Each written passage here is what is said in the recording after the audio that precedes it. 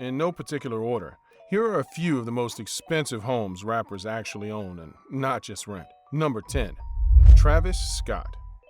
He's easily one of the rappers with the highest cash flow in the world in 2020. Travis dropped $23.5 million in cash on a massive mansion in the ritzy Brentwood neighborhood of Los Angeles. You can probably say that he wanted to keep up with his ex and baby mama Kylie Jenner. She just bought her own latest mega mansion purchase earlier this year as well. Originally, this newly built home was listed for a hefty $42 million. The house's design was inspired by luxury yachts. The house is wrapped in a smooth, curvy sheet metal that makes it look like a super yacht. This 17,000 square foot futuristic mansion sits high up in the Los Angeles hills with views from downtown LA to the Pacific Ocean. There are 7 bedrooms, 8 bathrooms, and 3 powder rooms across 3 levels. When you first walk in the glass front door, guests are greeted by a floor-to-ceiling walnut sculpture. It was designed by master Japanese carpenter Toshi Kawabata. Then there's a 12-foot green wall that acts as a natural air purifier. The house was built with an emphasis on maximizing health and wellness in mind. There's also a massive list of upscale amenities, such as a 610 bottle wine cellar, a movie theater, and a state-of-the-art gym. There's a lower-level entertainment area with a full bar, pool table, and more. There's not just 1, but 2 elevators to help Travis get up and down the house. What's the tax bill on a property like this? Roughly $230,000 a year. This means every month Travis essentially needs to basically earn at least $40,000 a month pre-tax to keep up with just the tax bill. But that's something he's not going to have trouble with anytime soon. Do us a quick favor and hit that thumbs up button. Number 9. Post Malone. He's one of the hottest rappers out right now, so it only makes sense he owns a $3 million mansion. And apparently, he's supposedly preparing for an apocalypse with this mansion. Although he spent most of his time living in LA like most celebrities, he decided to buy this multi-million-dollar house located in Utah. Post Malone's purchase was a 12,700 square foot home that sits on nearly 7 acres in Cottonwood Heights. The home features 5 bedrooms, 5 bathrooms, and a guest house. It's surrounded by thousands of acres of conservation land, and that was a big reason why he bought the property. The mansion is in a secluded area outside of Salt Lake City, with breathtaking views of the canyons and the city skyline. Post Malone told Apple Music's Zane Lowe that Utah's remarkable beauty was a big reason for his move away from LA. Well, that and Utah's gun laws. That was another big reason.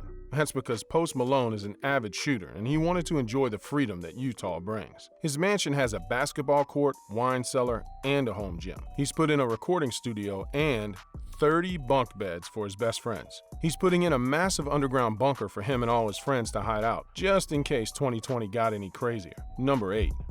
Drake. He started building his over-the-top mansion back in 2015. $100 million, and 5 years later, it's finally finished, and it's known as the Embassy. He first spent $6.7 million for the property located in Toronto's exclusive Bridle Path area that's known as Millionaire's Row. He basically bought a property lot because he took down the previous mansion and completely started from scratch. He then hired luxury home designer and builder Ferris Raffauli to take his home to a whole nother level. Today, it's become a 50,000 square foot palace because the house is just dripped in luxury. Since Drake was building this mansion in his hometown, he built it with the finest materials he could buy because he wanted it to last. Where do we even begin with this house? There's an OVO branded NBA regulation-sized basketball court. There's this state-of-the-art recording studio and lounge. The house also has a 40-foot-high living space called the Great Room. Drake had a completely custom Brusendorfer concert grand piano put in. That piano was designed in collaboration with Raffauli and Japanese artist Takeshi Murakami. Apparently, Drake's favorite spot in the house is his 3,200 square foot master bedroom suite. His bed and bed base weigh roughly 1 ton, and it costs more than most people's entire homes at $400,000. His closet is so massive, it's 2 stories tall. Then there's the master bath. The centerpiece of the bathroom is the tub that was carved from one solid giant piece of black marble. As for the outside, Drake got special permission from the city of Toronto to build the fences around his house at twice the legal height for optimum privacy and security. And he also spent about $1 million to surround his property with tall trees. Number 7. Dr. Dre. After selling Beats Electronics to Apple for $3 billion in 2014, Dr. Dre decided to go on a little shopping spree. He celebrated by closing a deal on Tom Brady and Gisele's 14,000 square foot LA mansion. Of course, we don't need to say he already could have afforded it, but his Beats deal definitely helped him to afford it a lot more. This Brentwood home sits on a 4-acre lot. Tom and Giselle bought it in 2008 for $11.75 million. Then they renovated the property to 5 bedrooms, 9 bathrooms, and 7 fireplaces. The house was designed by Mega Mansion master builder Richard Landry. Tom and Giselle listed the custom-built mansion for $50 million after it got a huge feature in Architectural Digest. But that's not what Dre paid. He got it on a 20% discount at $40 million. The French chateau-inspired estate includes a fully equipped gym, a media room, a sauna, a 6-car garage, as well as a double-height wood-paneled library. And there's a recording studio, of course, because Dre is known as a workaholic. What about the outside? There's a rock-shaped pool with a waterfall and a diving rock. And then there's the moat that's stocked with koi. When Dr. Dre gave a tour of his mansion in 2017, he said that this mansion is the last place he plans on living, which is why he's done a lot of renovations trying to make it perfect for his family. Number 6. Will Smith. Does it surprise anyone that the older Fresh Prince of Bel-Air lives in a $42 million 9-bedroom mansion in Calabasas, California now? The mansion is right around 25,000 square feet and sits on a whopping 150 acres. The Calabasas Compound project first began in 2003 by architect Steven Samuelson. It took Will and his wife Jada 7 long years to complete their vision. The house was planned down to the last detail, so that means that all the Adobe-style interiors were custom designed. There's the quality of the traditional 3-layer stucco with all its designed imperfections. There's the exposed ceiling timbers harvested from old homes and barns.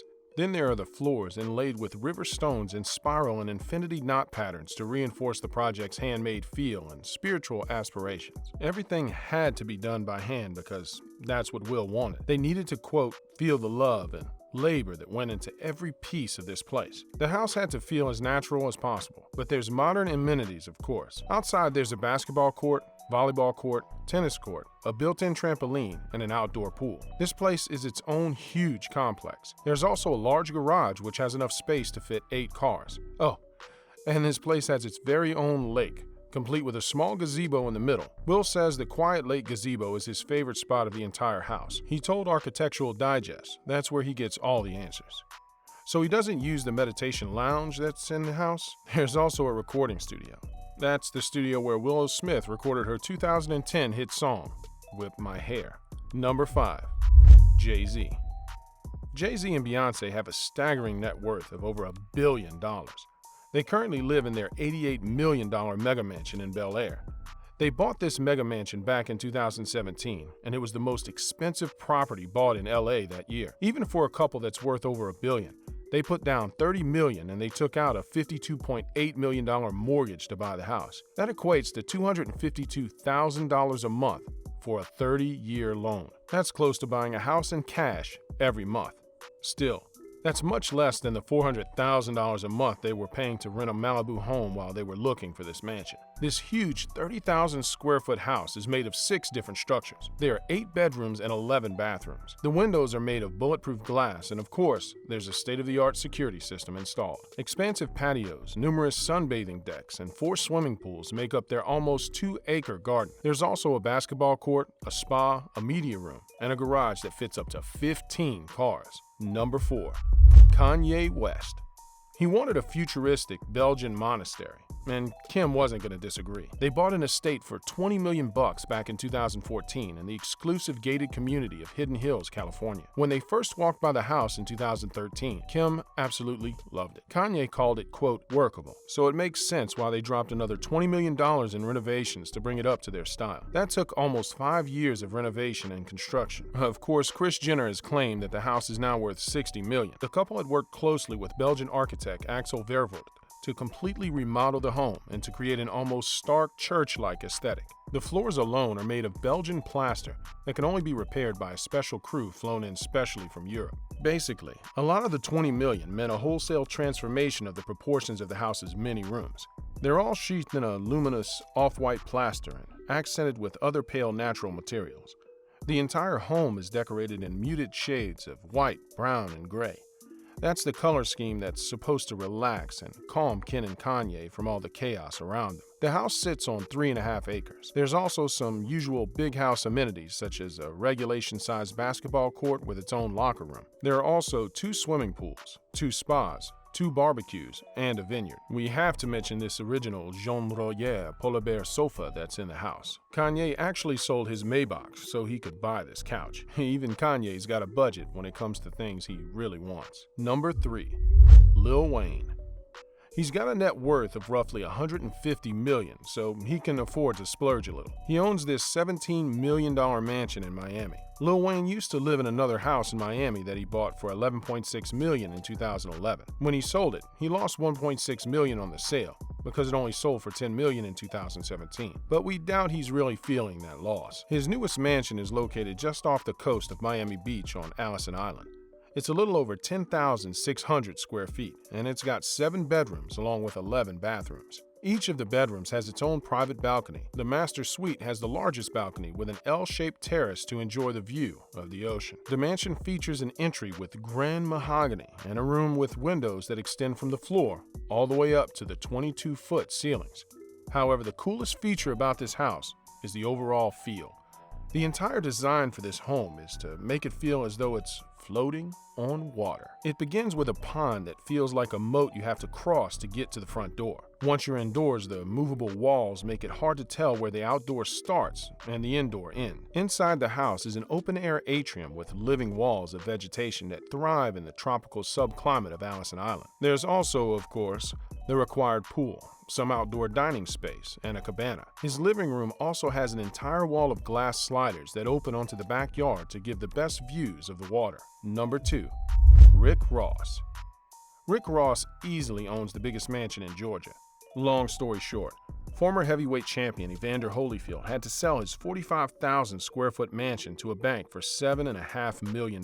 That house quickly went back on the market for $8.2 million. But Ross submitted the largest bid on it, and it was sold to him at a steal for just $5.8 million. The mansion, located in Fayetteville County, was built back in 1994. It's a whopping 54,000 square feet. With that kind of square footage, that means it has a ridiculous 109 rooms that include 12 bedrooms and 21 bathrooms. It came with a pool that holds more than 350,000 gallons of water. Other features of the house include an indoor pool, because who only has outdoor pools? There's a tennis court, a handball court, a bowling alley, a softball field, and a movie theater. In addition to this insane mansion, Ross bought even more land and properties next to the mansion he owns. Rick Ross has paid $1 million for 2 more houses and 2 lakes on 87 acres in Fayetteville, Georgia.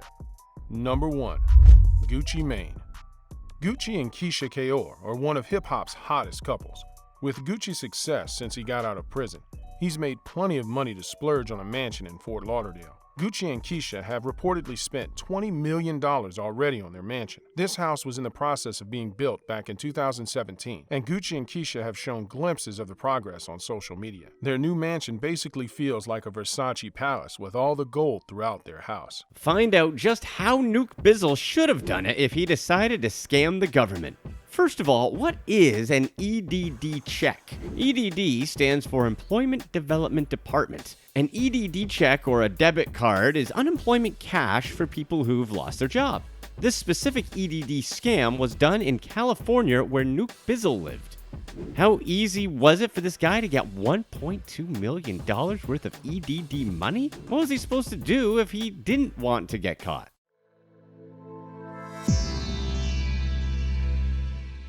Now, who is NUKE BIZZLE anyways? His real name is Fontrell Antonio Baines, and he's a rapper who is originally from Memphis, Tennessee, but he's moved to the Hollywood Hills in LA either because of his rap career or, okay, let's face it, it's because he stole over $1 million from the government. From our digging around on the internet about NUKE BIZZLE, it just seems like he's another rapper who hasn't hit it big yet. He has 4 posts on his Instagram account, and one of them is him dancing around with stacks of cash. If you scroll through the comments, you can see that most people are onto his little unemployment check scheme. A lot of the comments are just about the EDD money. It doesn't seem like he cares that many people know that he got his money through a giant scam off the government. And if there's anything we can learn from criminals, it's to not post anything about crimes on social media, because a lot of times they just get caught. But you know what? This guy decided to take it even further and made a rap video and posted it on YouTube about his crime. In this video called EDD, him and his boy Fat WIZZA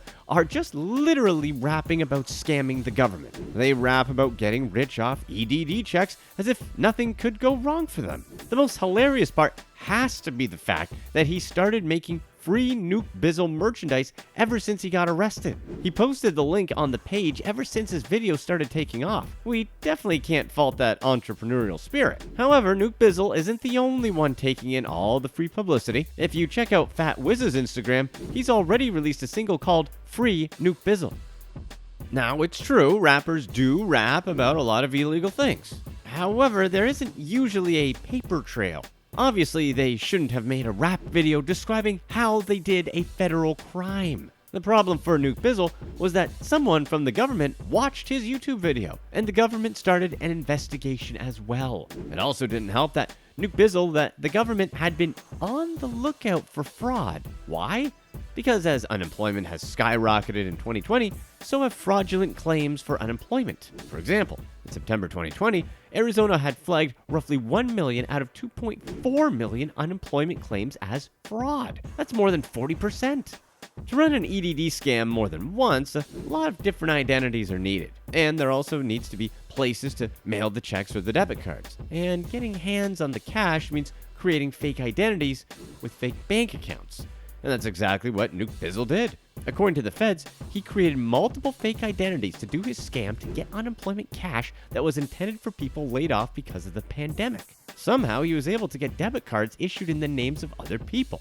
A lot of the identities were just stolen identities from the internet. He then had the debit cards mailed to places where NUKE BIZZLE and his team of scammers had access to it in different places in Los Angeles. Feds found that at least 92 debit cards that had been preloaded with more than $1.2 million were mailed to these addresses. NUKE BIZZLE and his scammers allegedly withdrew more than $700,000 cash from the cards. Las Vegas detectives actually found a live stream video on NUKE BIZZLE's Instagram account that showed people withdrawing cash from several ATMs with the EDD song playing in the background. But where exactly did NUKE BIZZLE and his team mess up? Was it the rap video? Or was it having someone's actual name used on an address? How exactly did they all get the stolen identities? The way we see it, if they decided to do a crime, they should have just done the crime all the way. It wasn't making the rap video that was the really dumb part. That was only pretty dumb. The really dumb part is using real names for any part of the crime. They shouldn't have used anything with their legal names on it.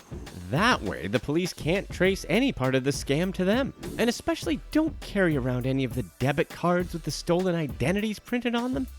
But of course, if this guy was dumb enough to make a rap video about his crimes, he wasn't smart enough to not use his real name somewhere. 74 of the EDD claims were mailed to just one single specific address. The property at that address was a rental property that offered short-term leases. NUKE BIZZLE rented that property in his legal name. He was staying there between June and August 2020. He even returned to the property after he moved out just to collect the checks.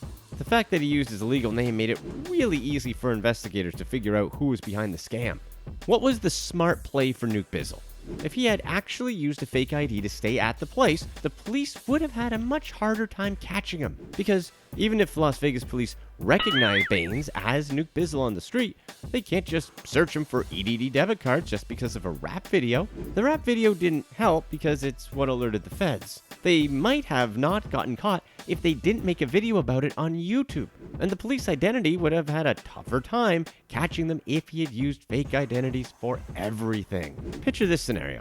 Let's say he had used a fake ID to rent that one property where he sent the EDD checks to. Investigators would be looking for the person whose identity was stolen. All Baines had to do was just not carry any of the fake IDs and walk around with his real IDs. The police wouldn't have been able to connect him to the scams if they stopped him for whatever reason. That would have been the smart play.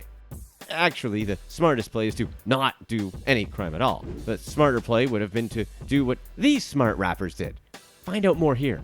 In order to arrest NUKE BIZZLE, all the police had to do was figure out his real name, which they did, and then match him up with his real ID in real life when they found him, which they did. The rap video was what put NUKE BIZZLE on the radar with the feds. He was arrested just 12 short days later after the video was released on YouTube. On September 23, 2020, Las Vegas police arrested Fontrell Antonio Baines, aka NUKE BIZZLE. When he was arrested, police found 8 EDD debit cards, 7 of which were in the names of other people. If he's found guilty of his charges, he's looking at 22 years in prison. Maxim Boyko was flying into Miami from Russia to do a rap album earlier this year in January 2020. Everything seemed normal except for the fact that he had $20,000 cash on him. Customs agents were wondering what he was doing with that much money. For Maxim, it was easy to explain where the cash came from. He claimed it was money from rental real estate and Bitcoin investing. Customs agents didn't buy it, but they let him go anyway. But they did report him to the FBI, and they started looking into who he actually was. Maxim also goes by PLINOFFICIal, which is the Russian rap name. We don't need to say that PLINOFFICIal isn't a household rapper in the US, but PLINOFFICIal was voted by MTV viewers in Russia as the 74th best Russian rapper. How much money does the 74th best rapper in Russia make? The source of all the money and wealth Maxim shows on his Instagram was questionable. He had pictures of himself on yachts and in exotic cars showing off cash. Who really was Maxim Boyko, and what did he actually do for that money?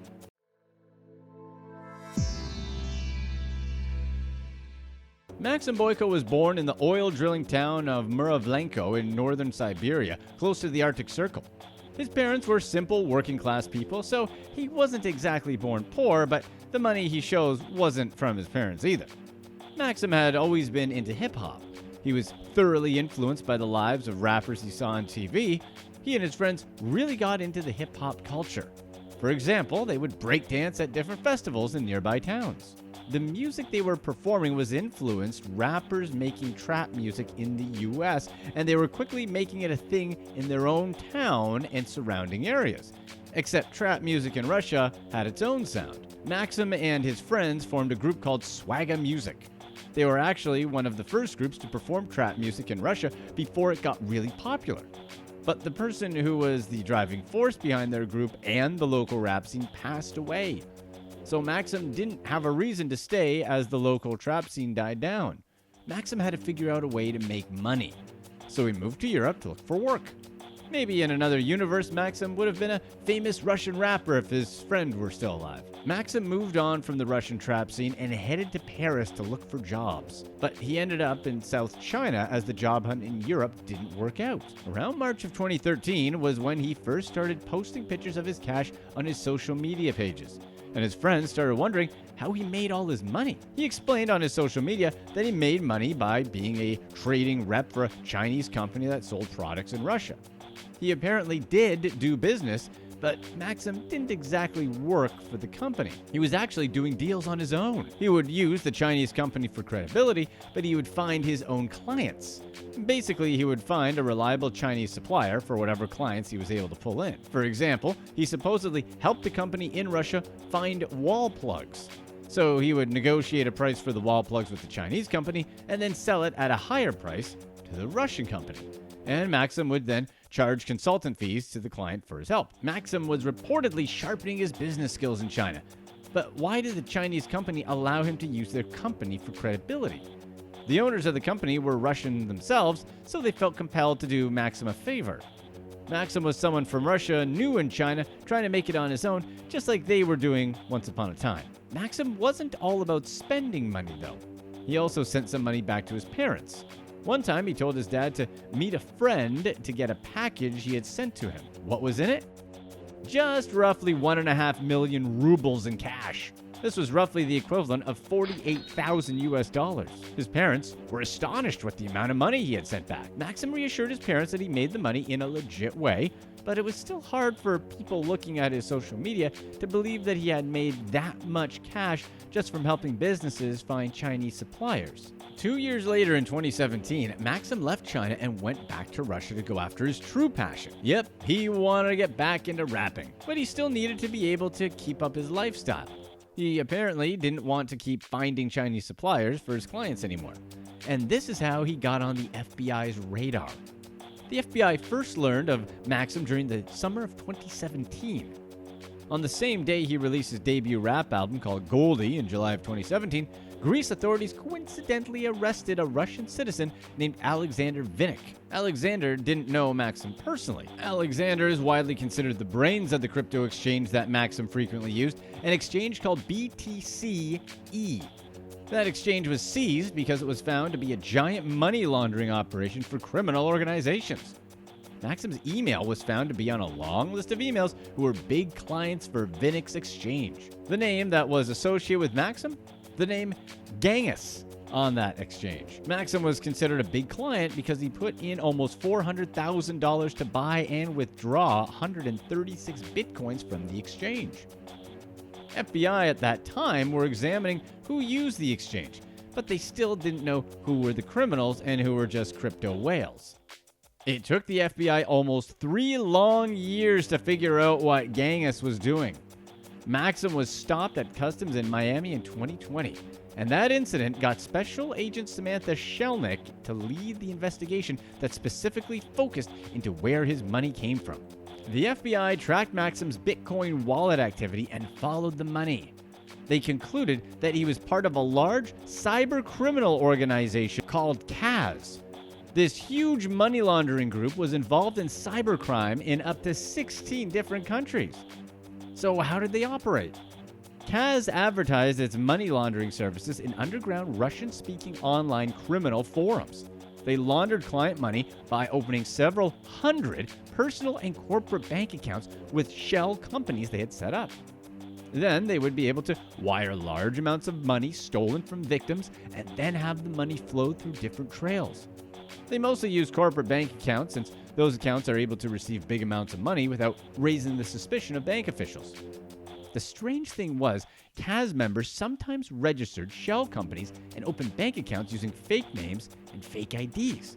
And other times they'd be like, nah, we'll use our real names and real IDs. KAAZZ's clientele typically have access to groups of computers loaded with viruses, which are known as botnets. Once someone's computer is infected with malware, then the scammers are able to get the victim's banking credentials. That's when they'd start the wire transfers to KAAZZ bank accounts. The crazy thing is how profitable their business was. KAAZZ received a whopping 40 to 50% of their clients' money.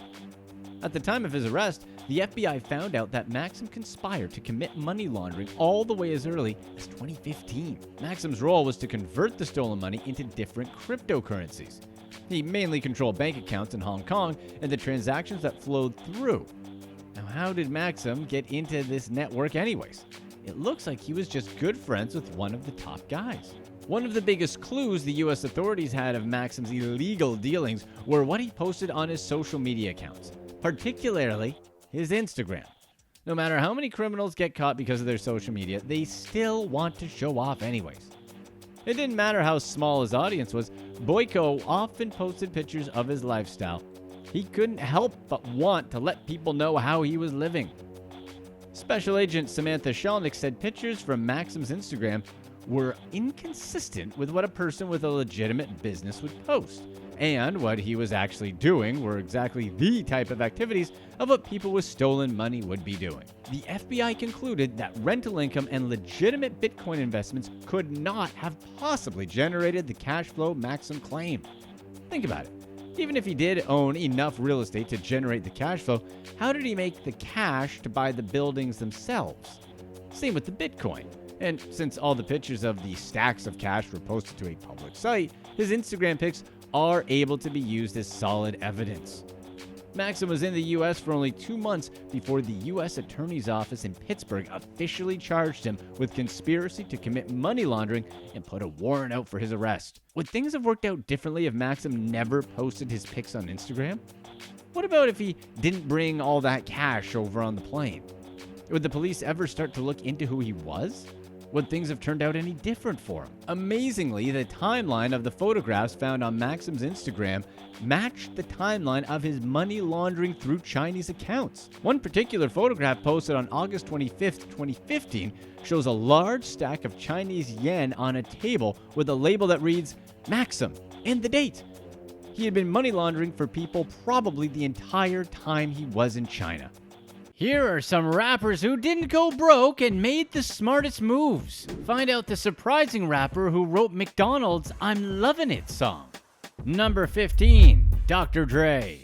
Besides making music, one thing Dr. Dre definitely has been doing is hitting the gym. But okay, what else has Dre been up to ever since making Chronic 2001? Dr. Dre still manages artists through his Aftermath Entertainment label, where he's notoriously hard to work with because he's a perfectionist when it comes to music. That's 99% the reason why Detox never ever released. It's been canceled. It's been revived. It's been through so many different rumors. At this point, it doesn't matter because it's just not coming out. What do you think? Aside from music, he co-created Beats headphones in 2008 along with Jimmy Levine, the co-founder of Interscope Records. Beats has been so successful that the company was valued at $1 billion just 5 years in existence. Dr. Dre has also dabbled in a few films here and there, such as playing a character named Paul in the movie Training Day. If you haven't watched the movie where Denzel won his only Oscar for Best Actor, then you're really missing out. Hey, do us a quick favor and hit that like button.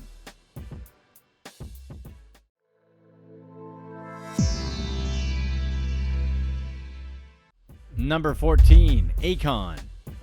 Did you know that AKON helped to produce some tracks on Lil Zane's first album way back in 2000? Yes, that Lil Zane who came out with the hit song Callin' Me and was featured on 112's hit Anywhere. Aside from making his own hits, AKON famously signed Lady Gaga to his label Convict Music for her first album. We also can't forget that he signed T-Pain as well. What else? Well, in 2018, he launched his own cryptocurrency called AKON. He plans on using his own crypto to help with his Lighting Africa initiative.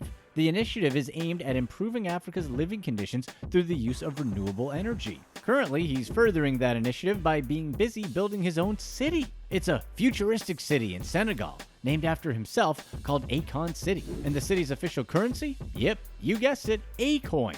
On September 1st, 2020, AKON laid down the first stone of the $6 billion city. Phase 1 of construction is supposed to be completed in 2023. Do you think the lights would shine brighter than... Number 13, Paul Wall. And his grills. Don't ever forget that Paul Wall was nominated for a Grammy. Well, technically part of a nomination for a Grammy for Grills, the song that really put him on, but still, a Grammy. Paul Wall was hot in the music game for a minute back then. He's actually released a whopping 12 solo albums. Guess which year the last one dropped? 2020. He's just released Subculture, an album that's sponsored by Red Bull. He recorded the entire project at the Red Bull Music Studios. Besides continuing to make music after more than 15 years in the business, Paul Wall is still making grills along with his partner Johnny Dang, otherwise known as TV Johnny. They've been partners in the jewelry game for over 10 years. It only makes sense after he was featured on Grills with Nelly, right? Paul Wall and TV Johnny went on to keep riding that success in the grills business. In fact, they opened the world's largest custom grill store together in 2016. In fact, one of their most famous customers is... Number 12, Snoop Dogg. Snoop has continued to cash off the persona he's created. All this started with his first album Doggy Style back in 1993 and through his collaborations with Tupac and Dr. Dre in the mid-90s. He's actually still making music today, but do people actually still want to hear Snoop's latest music? In 2020, you can catch him doing commercials on the beach for Corona. He's gotten so many opportunities simply because of how he cultivated his unique laid-back persona. Reality TV is a consistent platform for him to make money from. Probably the strangest and funniest at this same time is the one he has with Martha Stewart. Martha and Snoop's potluck dinner party came out in 2016 and it's still running. He starred on the other shows such as Doggy Fizzle Televizzle, which was a sketch comedy show, and Snoop Dogg's Fatherhood. He's done 3 different Comedy Central roasts for Flava Flav, President Trump, and Justin Bieber. Then there are the countless appearances in commercials and in person. At this point, it's probably safe to say that Snoop is going to stay famous and relevant for as long as he's still alive. And another person that's managed to stay rich since 1993 is... Number 11, Queen Latifah. 15 years ago, Queen Latifah won the 1995 Grammy Award for Best Rap Solo Performance for her song Unity, and she kept the momentum going ever since. She made a successful transition to acting in TV and movies, where she's done numerous roles. She's done mostly acting, but she's also been on the production side too. She's been a spokesperson for Curvation Ladies Underwear, Pizza Hut, and Jenny Craig. In 2018, she was named the godmother of a Carnival Cruise Line's cruise ship, the Carnival Horizon. Did you know that there are godmothers of cruise ships? However, not many people know that she's been quite a successful entrepreneur. Along with her business partner Shaquem Compare, they created Flavor Unit Entertainment, which is mainly a production company. In 2013, they signed an exclusive multi-year deal to produce shows for Netflix. Her other ventures include her own line of cosmetics called the CoverGirl Queen Collection. Then there are the perfumes Queen and Queen of Hearts. Queen Latifah has credited her family for providing early examples of entrepreneurship. Her grandfather owned a hardware store in Newark, and her grandmother owned boarding houses in New Jersey. Number 10. Jeezy. Jeezy was the original snowman back when he really made it big on the scene. In total, Jeezy has released 10 studio albums as well as numerous successful singles. These days, Jeezy is all about making smart investments. Jeezy made the snowman his own brand, a movement that's still going today. From the beginning, Jeezy's been mixing entrepreneurship with rap music. He was always consistently rapping about making money in whatever way possible. He said it was because of his grandma and his upbringing in church. He wanted everyone around him to do better. From early on, Jeezy has been doing different ventures. He came out with his own clothing line called USDA, but there was a big problem with the name. The government was already using the letters USDA. The government issued a cease and desist order to stop using the name, so Jeezy changed the name to 8732. He's also bought ownership in the then startup Avion Tequila, and then he sold it off for a big profit back in 2018. In 2019, he started his own sports agency called Sports 99.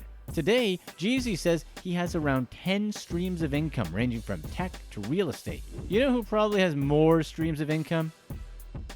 Number 9. Ice-T.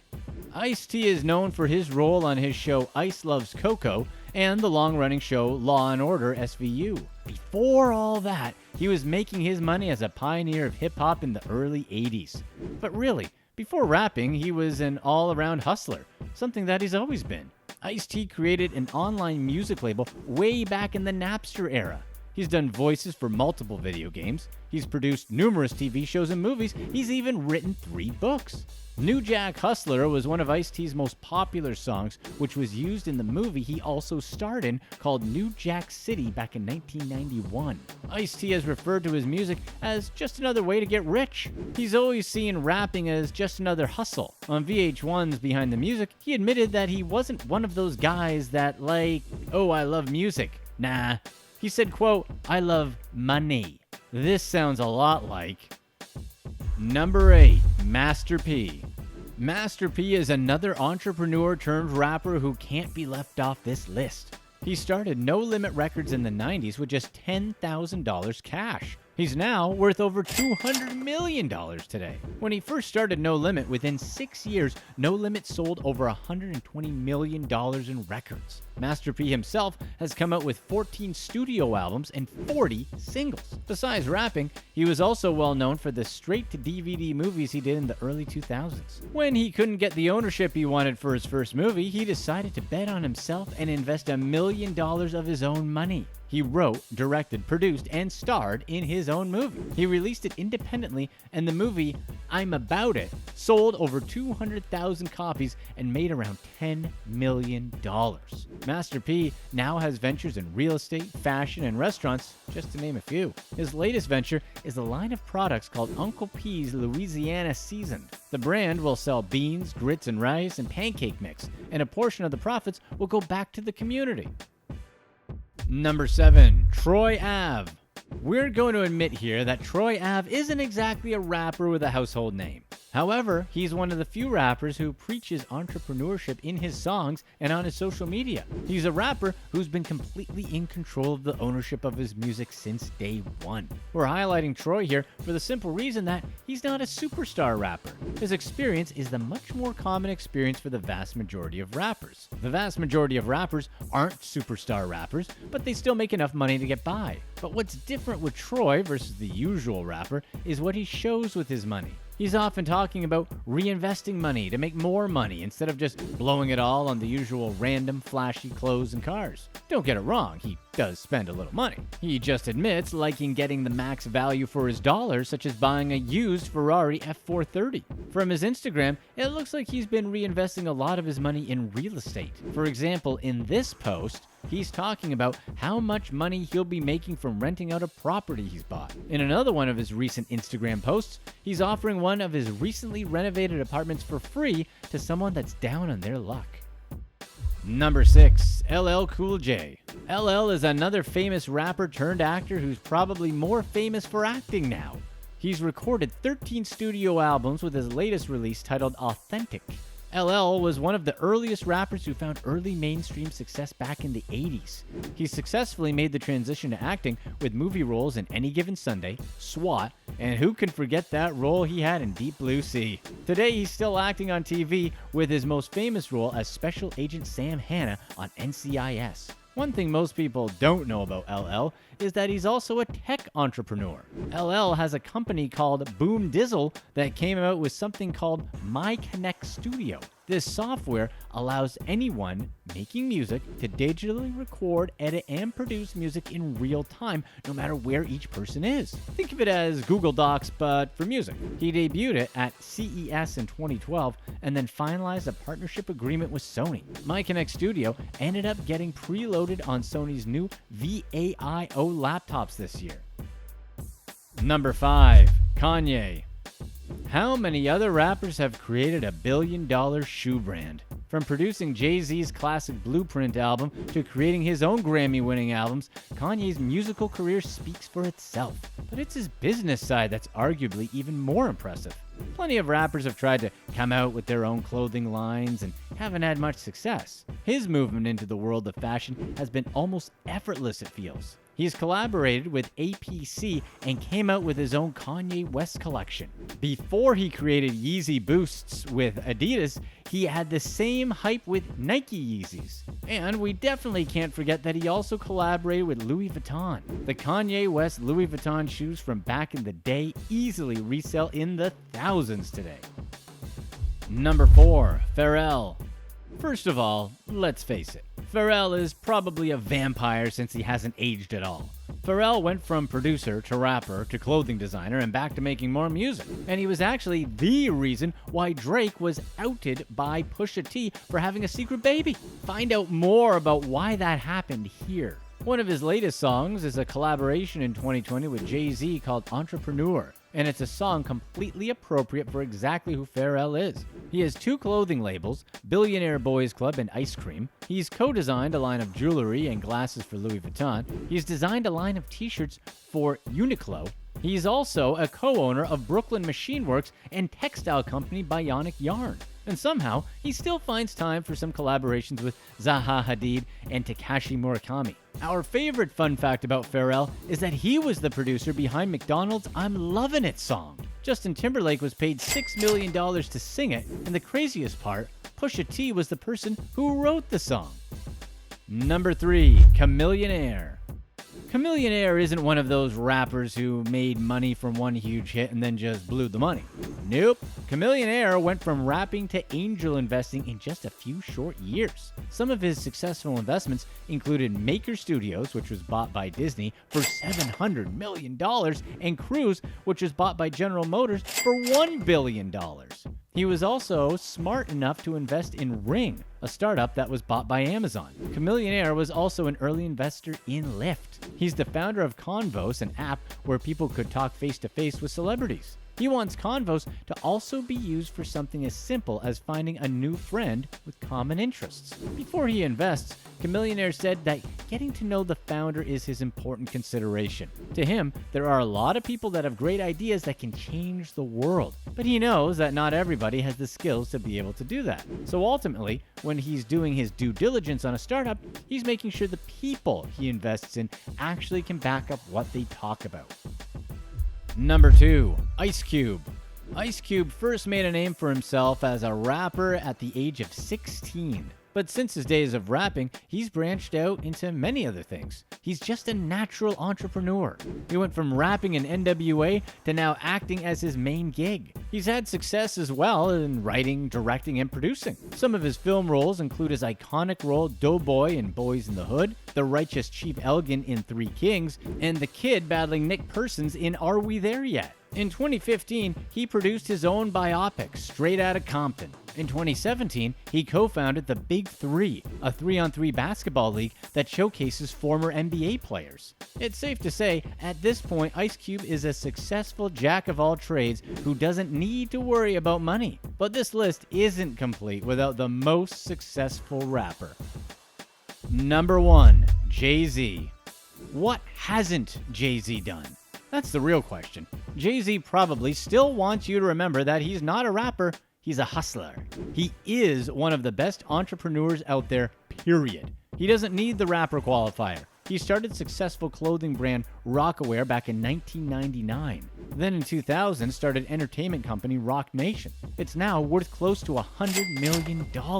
Then there's upscale sports bar 4040 Club, which still operates in a couple cities. There was the minority ownership in the Brooklyn Nets, but then he had to sell the shares because he started Rock Nation Sports, which represents athletes across a variety of different sports. Then there are the countless different investments. His stake in Uber is worth an estimated $70 million. His purchase of the champagne company Armand de Brunac, aka Ace of Spades, is now worth over $300 million. Here are rappers who were caught being super fake. Find out why Pusha T decided to reveal the truth about Drake. Number 8, 21 Savage. Did anyone see this coming? Who knew it was going to be the government that outed 21 Savage? 21 Savage was arrested by ICE officials because he was in the country illegally. The backstory here is that 21 Savage's entire rap identity is that he grew up on the streets of East Atlanta. But obviously, if he was illegally in the country because he was a British citizen, how much of his past is true? His music had become synonymous with East Atlanta, but he wasn't born in Atlanta or in Georgia, much less even in the US. But the real questions are, what does being from a city even mean? If you weren't born somewhere but were raised there since a young age, can you still say you're from that city? Let us know what you think in the comments, and do us a quick favor by hitting that thumbs up button.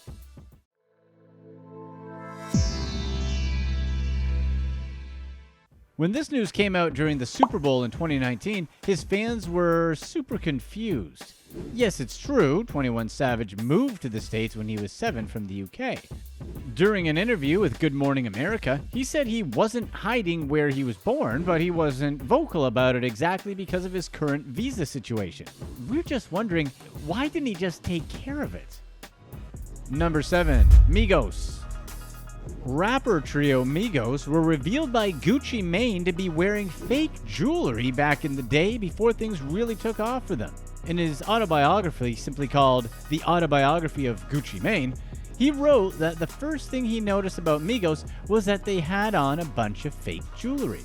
So he took gold necklaces he was wearing at the time and gave one to each of them. That was his pitch for MIGOS to be on his label. And after MIGOS left, young Scooter, another rapper who was in the studio at the time, pointed out something in the trash can that he thought Gucci needed to see. Apparently, on their way out of the studios, MIGOS had tossed their fake chains in the trash can since they just got gifted real ones. Gucci Mane also told his story on Instagram, although in kind of a nice way. Obviously, MIGOS refuted it and they weren't too happy about it. Number 6, Ugly God. This isn't really about getting exposed, but more about just telling the truth. rapper Ugly God went on an interview with Vlad and admitted that the chains and the watches he wore are fake. Because why not? The chains are good fakes according to him. There's the bad fake jewelry and there's the good fake jewelry. And Ugly God is wearing the good fake jewelry. He's the type of rapper who's not wearing jewelry to say how much money he's got, but definitely just rocking chains for the look. And it's true. Jewelry is kind of like cars, especially chains. They have value, but these guys definitely aren't getting back what they paid. But it seems like Ugly God does have on some real jewelry because he may have caught. Number 5, Tekashi 69. Getting caught with a fake chain after you're saying you don't wear fake chains has to be embarrassing. And that's exactly what happened to Tekashi 69. The funny thing was, he actually outed himself. Long story short, he's testing the chains of everyone in the room, but when he asks his jeweler Jimmy Boy to do the same thing for him, except when Jimmy does it, his chain is exposed as fake.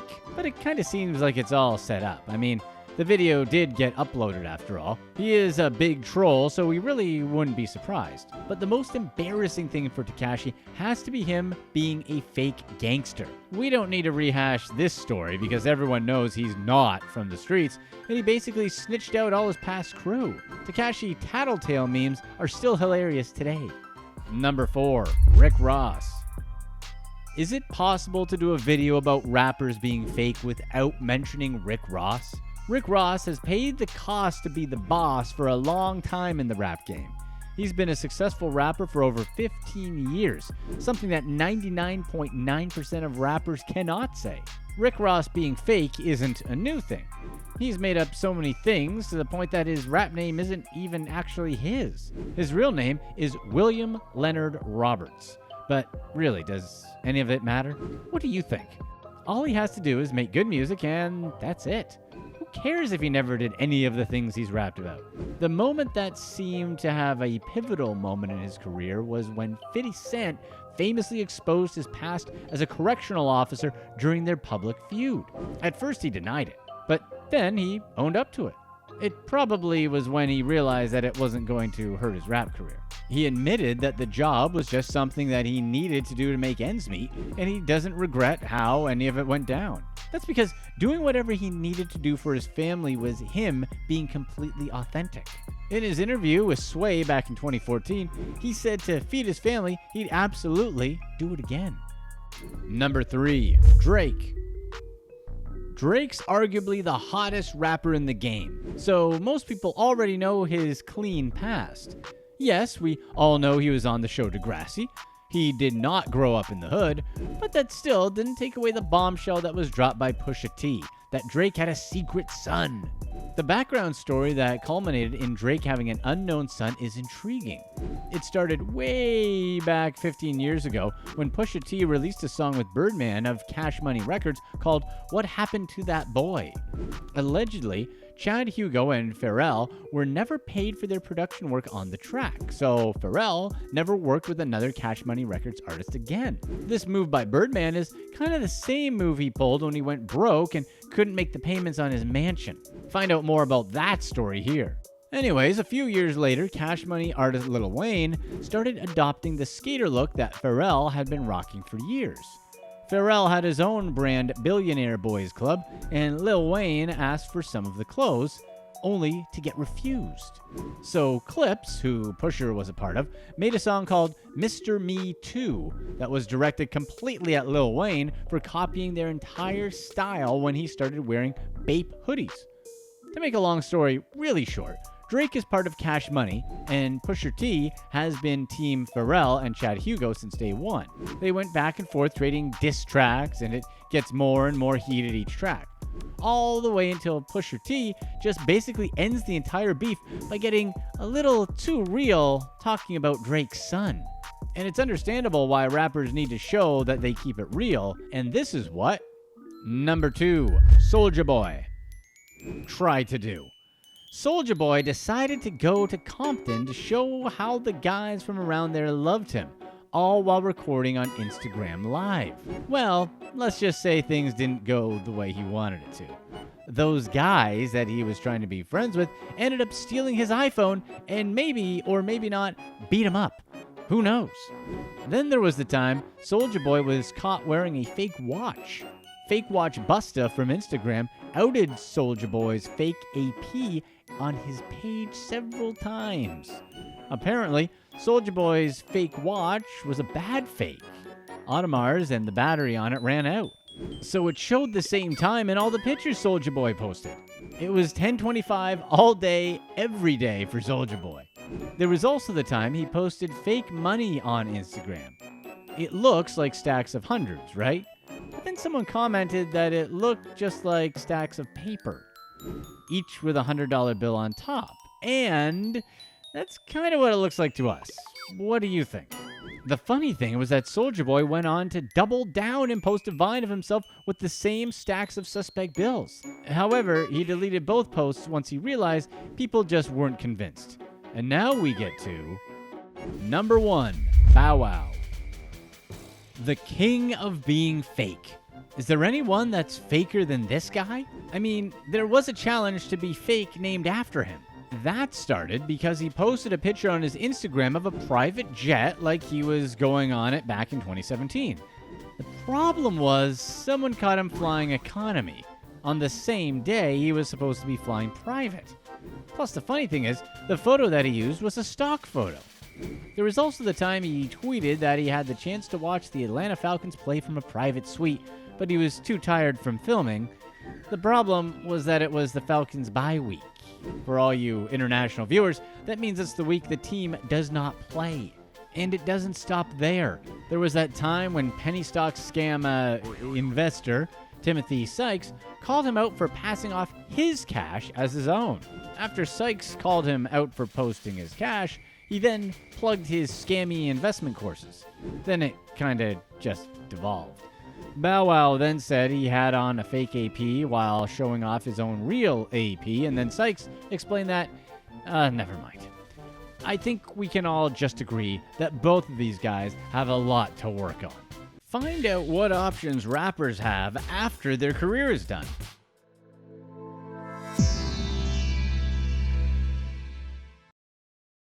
The average rapper's career is basically unsuccessful. Just like any other creative industry, it's hard to figure out what's the average or really the median salary for a rapper. There are the rappers that aren't famous, but they're still able to book local gigs where they live. Then there are the world-famous rappers who make more money in a year than most of us will make in a lifetime. But whatever the median salary a rapper makes from only rapping, we're willing to bet it's not a lot of money. But what if you're one of the lucky rappers who have the skill and the luck to have made hits and actually become famous? There are countless rappers who have had a few hits. Do you remember rappers such as P.D. Pablo, Trick Daddy, Chamillionaire, or Chingy? These guys were all legitimate hit rappers back in the day, especially Chingy. He's actually had 3 #1 hits on the Billboard charts. Or what about Chamillionaire?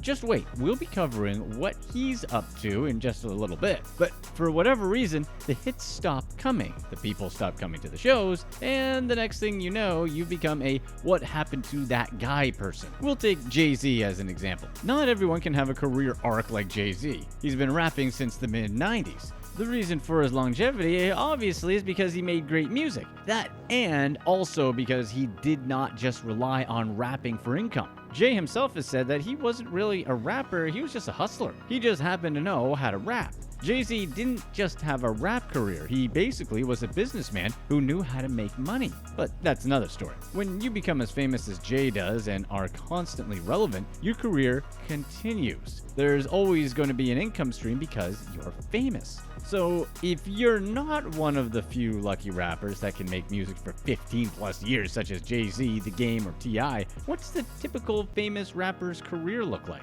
Basically, there are a few different ways a career can go for a rapper. There's the classic career that's basically make a bunch of hits and then kind of fade into the sunset. That's because they have to sell music to a new generation. One great example of this type of career would be Nelly. He had a bunch of huge hits in the early to mid 2000s, and then he just stopped making new music around 2013. The most common career arc for a famous rapper is basically to explode on the scene and then kind of go away for one reason or another within a few years. For example, do you remember Mike Jones? Back in the mid-2000s, he had everyone listening to rap knowing exactly who he was. Basically, he just repeated his own name as many times as he could in his hit songs as a self-promotion. Another example is Soulja Boy. He became a superstar with his #1 hit Crank That. He had a few more minor hits, but that was about it. Today he's still making music, and it seems like he's trying to keep as relevant as possible by saying crazy stuff during interviews. So what do exact rappers do when no one wants their new music anymore and people stop going to their shows? Here are some more specific examples. Reality TV. One way to keep that cash flow coming in is doing reality shows. Flavor Flav was part of Public Enemy with Chuck D back in the 80s. Really, he was just the hype man and he didn't really rap that much in songs. Even Rick Rubin was trying to figure out exactly what he did in Public Enemy because Rubin wanted to sign Chuck D as a solo act. But Chuck D insisted that Flavor Flav be signed as well. After 12 years of touring and rapping went by, he went on the reality show The Surreal Life. He started a romance with Bridget Nielsen, who's pretty much the complete opposite of him. He's around 5'7" and she's around 6'1".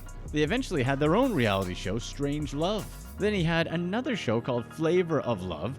According to Flavor Flav, it was ideal employment. He didn't need a director and he didn't need to rehearse. Another rapper from way back went this route. Vanilla Ice actually is still showing us how to flip houses? That's right, Mr. Ice Ice Baby has actually been doing this for more than 10 years now with his show The Vanilla Ice Project. He's been buying up houses ever since he became famous. He's even selling his own course on how to flip houses. Startup game. But there is a minority of rappers who saved their money, and Chamillionaire is one of them. When you have a pile of money around, you'll want to put that money to work. Chamillionaire basically went from rad and dirty to angel investing in just a few years. His investments included Maker Studios, which was acquired by Disney for $700 million, and Cruise, which was bought by General Motors for $1 billion. He also had the vision to invest in Ring, the video doorbell system, which was recently bought by Amazon. However, he decided to also do his own startup called Convos. He wants Convos to be an app where people talk face-to-face with celebrities, but he also wants the app to be simple as someone finding a new friend with common interests. He was inspired by Twitter trolls to create an alternative to Twitter. Convos allows people to upload 15-second clips of themselves talking about whatever. He wants people to be able to connect with celebrities in a more personal touch. The celebs can then watch these videos and choose which ones they want to respond to. His theory is that users will be less likely to bully or harass other people because everyone is showing their faces. However, a word of caution for all rappers out there. You can't just put your name behind a crappy startup product of your own and hope it sells. That was basically what Soulja Boy did with his Soulja Game video game consoles. The video game consoles were just rebranded versions of consoles you can buy for much cheaper straight from the manufacturer. The truth is, plenty of rappers go broke and have to file for bankruptcy. Find out all about rappers and their dumbest decisions in this video here. Endorsements. Very famous rappers can also do what Ja Rule did. He basically used his name to promote a new music festival. You could make a case for Ja Rule that he was at one point rap's hottest rapper. Well, until 50 Cent came along. His music career then kinda faded into the sunset. He kept on making music here and there, but most people just didn't listen to what he put out anymore. He did have a recent hit song back in 2015 where he was on Old Thing Back. That song was a remix done by DJ Matoma. Ja Rule also went the usual route of acting. Ja Rule has actually been in a bunch of random movies. Did you know that Ja Rule was in Scary Movie 3? Or that he was in the original Fast and the Furious? But his most famous moments in his life after rapping are easily the ones he had with Billy McFarland. Before being a spokesperson for Fyre Festival, Ja Rule was already a spokesperson for McFarland's doomed venture with Magnesis Credit Card. That was a charge card targeted at millennials. Supposedly, the card was able to get cardholders access into VIP events, clubs, and other exclusives. Surprise, that was a scam. While Ja Rule was promoting the card, McFarland figured, why not have him promote Fyre Festival as well? You probably already know a lot about the Fyre Festival since it just happened recently, so we won't get too into it here. The long and short of it is that artists never showed up, and Fyre Festival couldn't deliver on what was promised. For what it's worth, Ja Rule was never indicted for any crime, while Billy McFarland was sentenced to 6 years in prison. But really, the way to do it is to endorse an up-and-coming brand you actually believe in that's not a scam, just like 50 Cent did. 50 made his first serious money in the business world with vitamin water. Instead of taking a flat fee for endorsing the water, he used his star power to negotiate a percentage from the company. Coca-Cola went on to buy vitamin water for $4 billion, and 50 took home $100 million from that deal. That's after taxes. Yeah, he was pretty much set for life, but 50 kept on grinding with various business deals. The big screen. Ja Rule, of course, is not the only rapper to get into movies and films. 50 did much better than he did in this business as well. These days, 50 doesn't really do much music anymore because he's busy writing and acting in films and TV series. For example, 50 was an executive producer and actor for the hit Starz series Power. He also was in the hit film Den of Thieves. Another example of a rapper turned movie star is Ice Cube. He is arguably the best rapper turned actor. Ice Cube has been in a bunch of classic movies such as Boys in the Hood, Higher Learning, and CB4. He's one of the prime examples of a rapper successfully transitioning into an actor. We also can't forget about Ice-T. He can probably give Ice Cube a run for the money as best rapper turned actor. Okay, Will Smith is probably the best, but really, should we count Will Smith as a rapper turned actor or the other way around? Ice-T has played a detective on Law & Order SVU since 2000. In 2018, he also started hosting his own true crime documentary on the Oxygen Network. However, he's also been in plenty of movies as well, such as New Jack City. Other examples are T.I. in the movie ATL and Ludacris in the Fast and the Furious franchise. Going to the big screen is probably the easiest transition for a rapper in terms of using their skill set. Successful rappers are already entertainers. Now, we're not saying being a great actor is easy, but just that it's similar to what a rapper has experience doing. Fashion. It seems like every rapper eventually gets into fashion, right? The best example right now is Kanye with his Yeezy Boost collaboration with Adidas. He's also still trying to get his Yeezy collection mainstream. Arguably, Jay-Z has done the best by starting a brand Rockaware back in 1999 and growing it to over $700 million a year in sales at one point. He later sold the rights to use the name for $204 million back in 2007. This is a massive success for one of the greatest rappers of all time.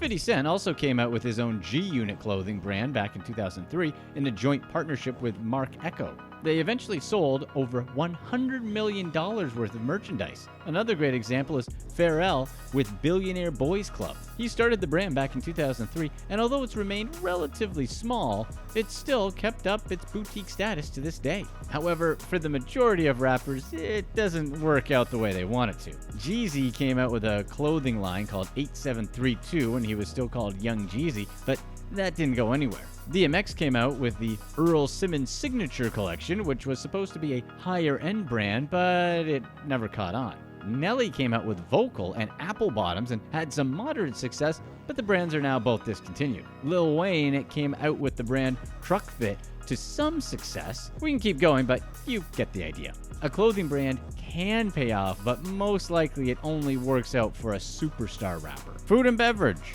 Going into the restaurant business is a tricky and risky proposition, but rappers still go into the business anyways. Rick Ross decided to get into the Wingstop franchise basically because he loves wings. That's not the greatest decision to go into a business, but when you still have serious star power, it can definitely give the brand a boost. Rick Ross owns Wingstops all over the Southeast, and it's taken off because of his name. For Jay-Z, this is one area he hasn't exactly been successful in. He's had an up and down experience with his bar/club, the 4040 Club.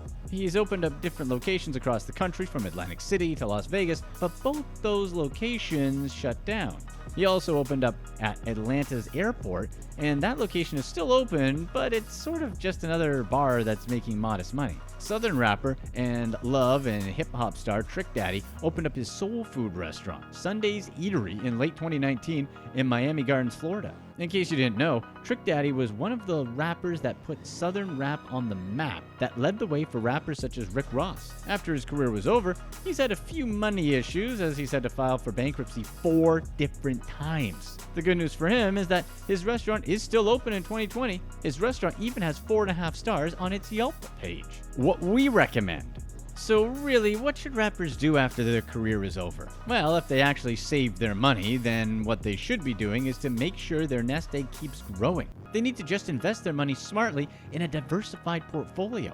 they can and should still take shots with random startups that's going to fail the majority of the time, because when those type of startups hit, they can have a huge return. Just think how much more money Ice Cube would have if the Big 3 league continues taking off. The rest of the time, they should be looking to protect their nest egg and just live off the returns on their money. But what about rappers who save nothing? If they actually blew all their money and essentially have to start over? The best way is probably just keep in the spotlight as much as they still can and monetize their fame. Signing on to a reality show and getting paid for appearances is probably the easiest way to still make money. Watch this next video to learn about rappers who made the worst decisions.